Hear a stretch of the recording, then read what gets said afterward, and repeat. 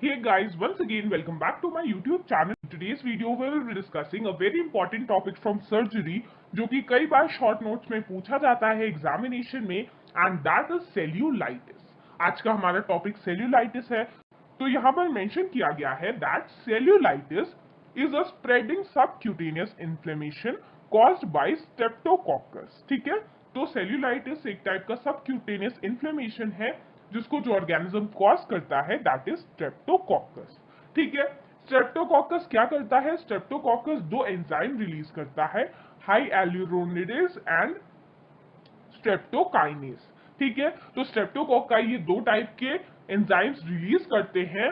Net result is that the inflammatory exudate spreads in the subcutaneous tissue. और क्या होता है, अब स्ट्रेप्टोकोकाई का इन्फेक्शन हो गया, इसने दो एंजाइम सिक्रीट किए।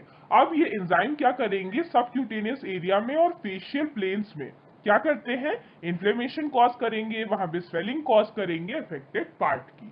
ठीक है, whenever there is loose subcutaneous tissue, जहां पर जो सबक्यूटेनियस टिश्यू होता है वो लूज होता है। ये सब कौन सी जगह होती है, जैसे स्क्रोटम, ठीक है, वहां पर लूज कनेक्टिव टिश्यू होता है, फेस हो गया, ठीक है, या फिर फोर आर्म का रीजन हो गया। ठीक है, फोर आर्म का जो रीजन होता है, इन सारे जगह जो सेल्यूलाइटिस है वो काफी फास्ट स्प्रेड करता है क्योंकि ज्यादातर ये सबक्यूटेनियस टिश्यू में हो रहा है और यहाँ के सबक्यूटेनियस टिश्यू लूज है, तो वो स्ट्रेप्टोकोकाई के रहने के लिए काफी जगह हो जाती है।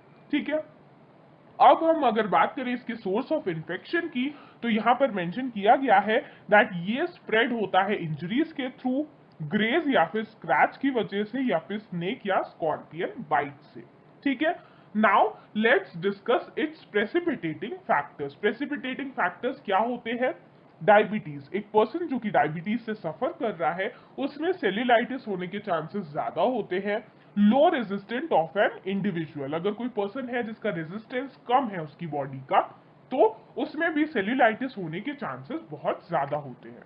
नाउ कॉमन साइट्स की बात करें तो हमने ऑलरेडी देखा हुआ है that lower limbs, face, scrotum, basically जहां पर जो लूज सबक्यूटेनियस टिश्यू देखने को मिल रहा है, सबक्यूटेनियस टिश्यू जो है वो अगर लूज देखने को मिल रहा है तो वहां पर ये चीज कॉमनली देखी जाती है।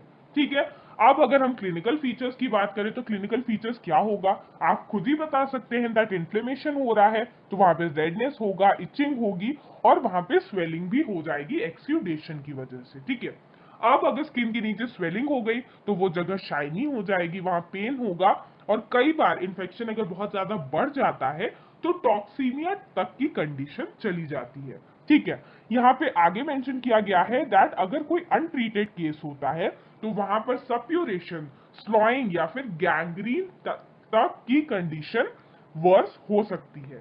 ठीक है, so friends, this is all about today's session in which we have discussed cellulitis. Friends, cellulitis examination में कई बार शॉर्ट नोट्स में पूछा जाता है